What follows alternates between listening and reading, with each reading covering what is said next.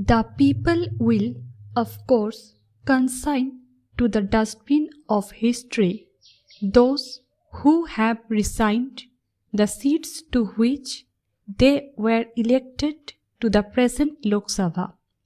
Yet, this only increases the responsibility of those of us who have remained in this house to strengthen the foundations of our democracy. Democracy in Parliament and in the state legislatures remains fragile so long as the roots of our democracy do not reach down to the villages and mohallas where the people live.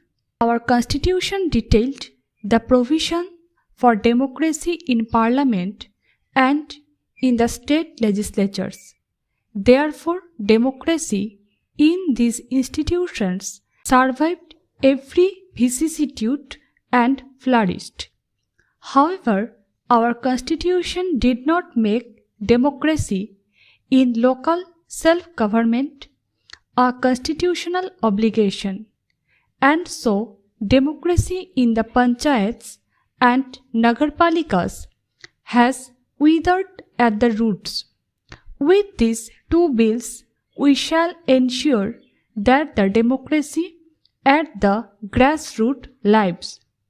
No longer will democracy in local self-government be a passing political pastime. Through these bills, democracy in local self-government becomes a solemn constitutional obligation, an obligation that can neither be outcasted nor flouted for reasons of expediency or indifference. We wanted to come to this house only after consulting all the chief ministers.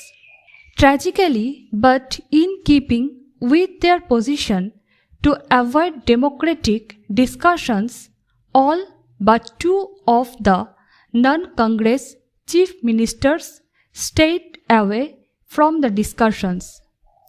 Many of them refused to let the elected representatives of their parties participate in the Nagarpalika Sammelans, and I believe one of them has dismissed some of those who participated in those discussions. They denied permission to their municipal officers to attend the conference of municipal officers called by the Ministry of Urban Development. We have done our best. We have done all we can to involve them in a nationwide debate. They say there must be consensus before the Constitution is amended, but refuse to come for a discussion. How can a consensus be forged without dialogue? Their non-cooperation notwithstanding, we come to Parliament at the end of the widest and most intensive series of consultations undertaken in the history of independent India. I have personally interacted with over of 25,000 knowledgeable and experienced persons, most of whom are elected representatives of the people, before coming to this house with the Panchayati Raj and Nagarpalika bills. Times out of number, we have traced that this is not a center-state issue. Why should the constitutional enshrinement of democracy in the panchayats be a bone of contention between the center and the states? Why should reservations for the scheduled castes and the scheduled tribes and women be a matter of confrontation between the center and the states?